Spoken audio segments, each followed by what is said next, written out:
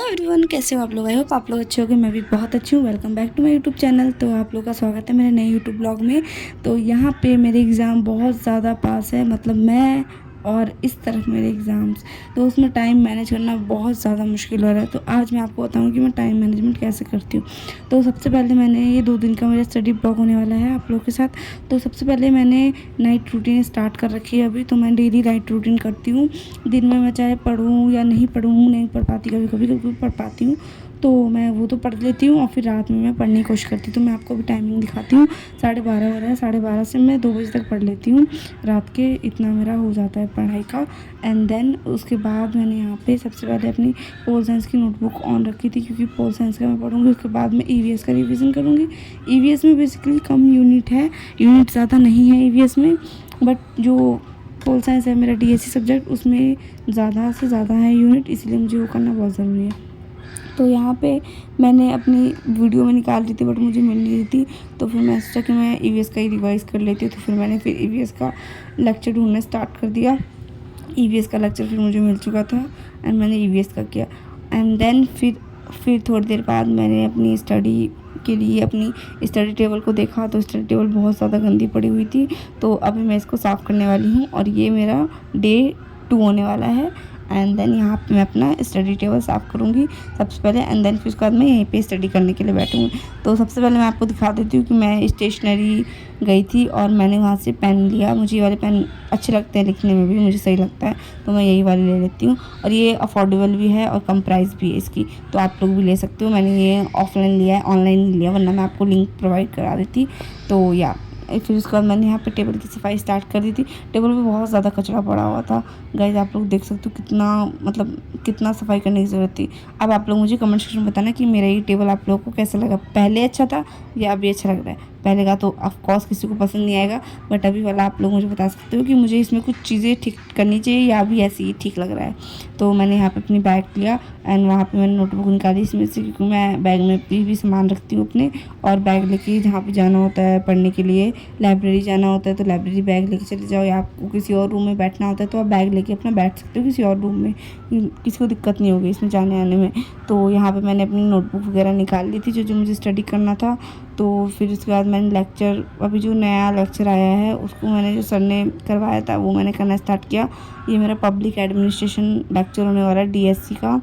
और इसके मैंने 2-3 क्वेश्चन कर लिए थे, बट रहते हैं ज़्यादातर क्वेश्चन, तो सबसे पहले मैंने उनको किया। एंड देन फिर उसके बाद मैं रिवीजन करके सोने वाली हूँ। Revision as a most important, revision जो भी बच्चे स्टडी में कमज़ोर हैं या चाहे जल्दी चीज़ें भूल जाते हैं, उन लोगों को रिवीजन करना बहुत ज़रूरी है। आई नो थोड़ा बोरिंग टाइप लगता है रिवीजन, मुझे भी लगता है, लेकिन रिवाइज़ करने से ही आपको ज़्यादा चीज़ें याद रह जाएंगी।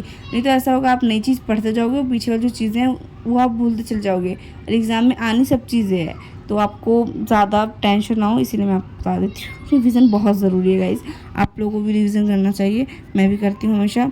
या तो यहाँ पे मेरा लेक्चर चल ही रहा होता है, बहुत ज़्यादा बड़े बड़े नोट्स होते हैं, आप लोगों को तो पता ही होगा। जो लोग बीए 4th सेमेस्टर में होंगे या चाहे बीए में होंगे, उसमें कितना लिखना पड़ता है, उसमें बहुत ज़्यादा लिखना पड़ता है। और एग्ज़ाम के लिए आपको, कुछ बच्चे नहीं करते हैं, नहीं पढ़ते हैं कि बीए ही तो है, बट मैं बीए में भी पढ़ती हूँ कि बीए है, मुझे बीए ही करना है अभी तो मेरा बीए ही चल रहा है। आगे का मैंने कुछ भी नहीं सोचा है, जैसे सोचूंगी वैसे ही मैं आप लोगों को बताऊंगी। तो मैंने अभी तक कुछ भी नहीं सोचा है। मेरा बीए का भी 4th सेमेस्टर एग्ज़ाम हो जाए, फिर मैं जाऊंगी 5th सेमेस्टर में जाऊंगी। एंड देन उसके बाद मैं थोड़ी तो मस्ती करूँगी, पढ़ाई वगैरह से थोड़ा बहुत मैं रिलीफ़ हो जाऊँगी, थोड़ा बहुत आराम मिलेगा मुझे, बस थोड़ा बहुत। उसके बाद में मैंने यहाँ पे डिनर कर लिया था, मैं डिनर करके बैठती हूँ पढ़ने के लिए, ताकि घर वाले मेरा वेट करते हैं डिनर करने का, तो उनके साथ मैं डिनर करने के बाद पढ़ने के लिए बैठती हूँ। मैं 1 बजे के अराउंड तो पढ़ने ही बैठी थी और 2 बजे तक मैंने ख़त्म कर दिया था। मैंने ज़्यादा पढ़ाई नहीं की थी रात में भी, क्योंकि रात में भी ऐसा हो गया था ना, गर्मी बहुत ज़्यादा हो रही है दिल्ली में बहुत ज़्यादा गर्मी हो रही है। जो लोग दिल्ली में रहते हैं उनको पता होगा कि गर्मी कितनी तेज़ है। और मैं इसी भरी गर्मी में जाऊँगी एग्ज़ाम देने के लिए। मैं नहीं, सारे बच्चे जाएंगे तो जाना पड़ता है, हर साल गर्मी में होता है और भरी ठंडियों में होता है। बस 2 ही टाइम होता है एग्ज़ाम देने के, और ये उन्हीं 2 टाइम में हमारा पूरा खून पसीना एक कर देते हैं। तो या इसीलिए मेरा यहाँ पे रिवीजन चल रहा है। और फिर उसके बाद मैं यहाँ पे थोड़ा सा, मैंने 5 मिनट का ब्रेक लिया था, मैंने उसे शूट नहीं किया था, मैंने सीधा स्टडी से ही शूट किया। मैंने यहाँ पे 5-10 मिनट का ब्रेक लेके और फिर मैंने स्टडी स्टार्ट कर दी थी।